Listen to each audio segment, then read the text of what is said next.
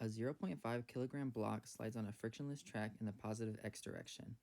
At x equals 0 meters, it has a velocity of 3 meters per second.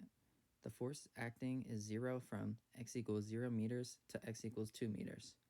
From x equals 2 meters to x equals 5 meters, a 4.3 Newton force acts on the block. From x equals 5 meters to x equals 7 meters, the force drops linearly down to 0 newtons. How fast does the block move at x equals 10 meters? Starting with the defined step, we will be using the work kinetic energy theorem.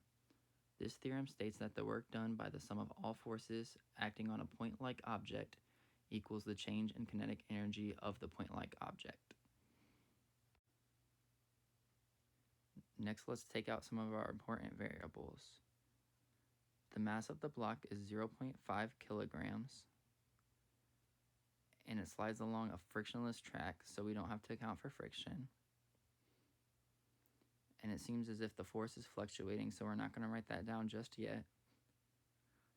It has an initial velocity of 3 meters per second, and we're solving for the final velocity. The reason I chose this problem is because during the quiz, I found it really difficult to do the represent step.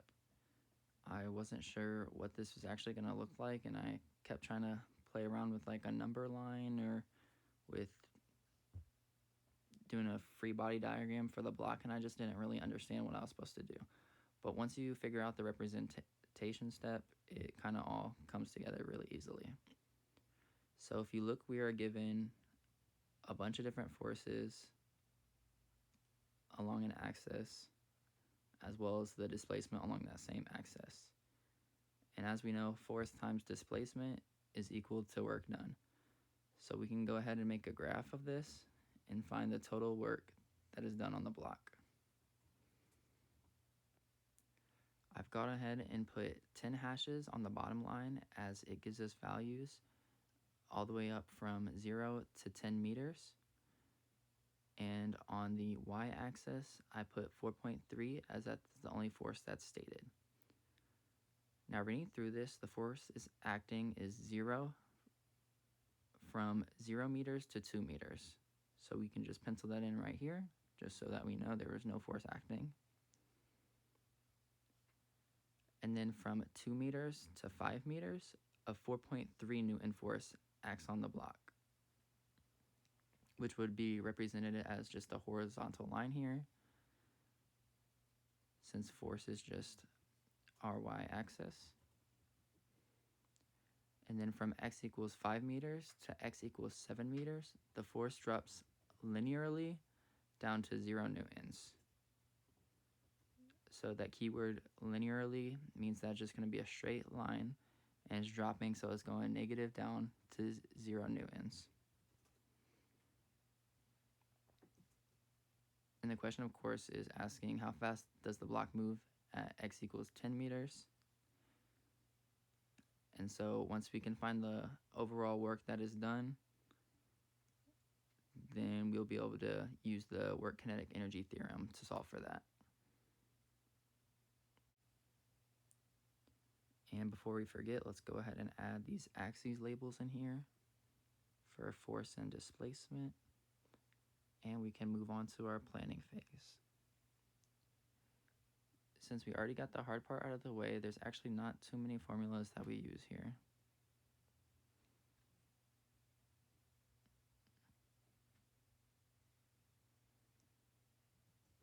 Initially, in order to get the overall work that's being done, we want the force times the displacement, which we can get from the area under the curve of this graph.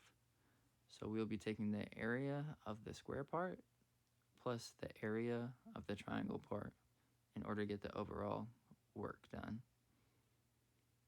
We will then be using that work and setting it equal to delta KE, which is kinetic energy final minus kinetic energy initial. And kinetic energy, of course, is 1/2 mass times velocity squared, which we're given the initial velocity, and we're trying to solve for the final velocity.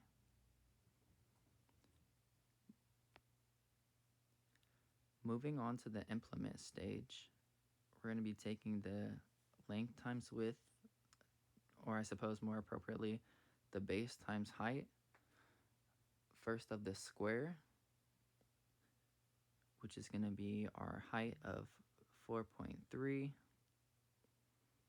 times our base of 3, and then we're going to add that to the area of the triangle, which is 1/2 base times height. And I'm having some pencil issues. So that's going to be 1/2 4.3 times 2.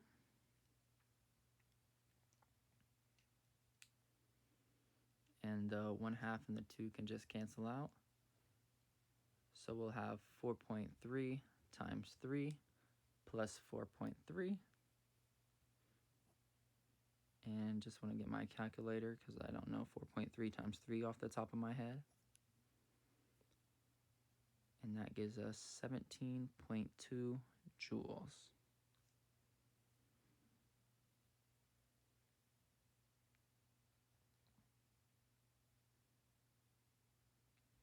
Which this 17.2 joules is equal to our work net.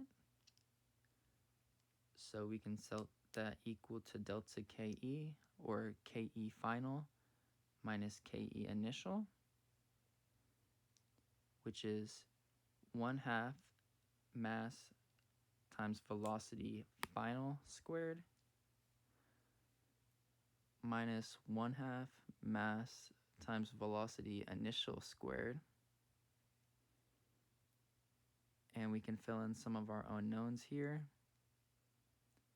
So we have 1/2 0.5 kilograms times velocity final squared, which velocity final is what we're solving for. And then we have minus 1/2 0.5 kilograms velocity initial, which we said earlier was 3 meters per second, squared.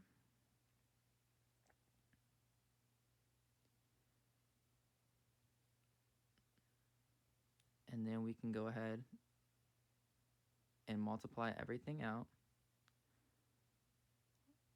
And I'll just put them both in the calculator right now.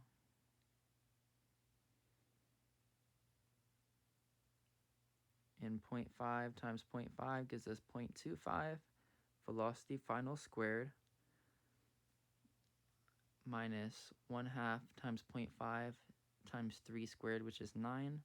So that'll give us 2.25, which we can then add to both sides in order to get 0.25 velocity final squared is equal to 19.45.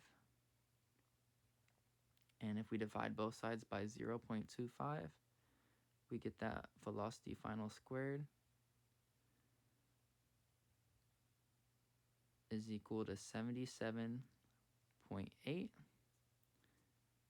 And if we take the square root of both sides, we'll find that our velocity final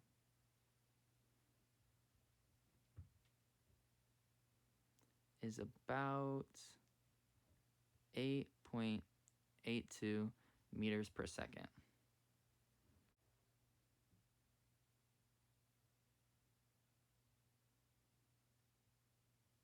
And finally, we can start our evaluate step. And we just want to try to make sense of it and see if everything looks correct. Looking over our algebra, I don't see any mistakes there.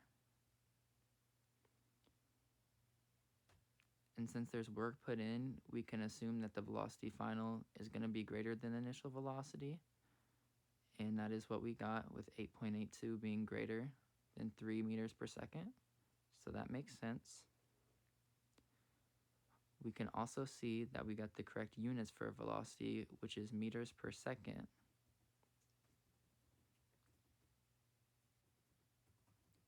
And looking back through our forces, we can see that they remain positive throughout.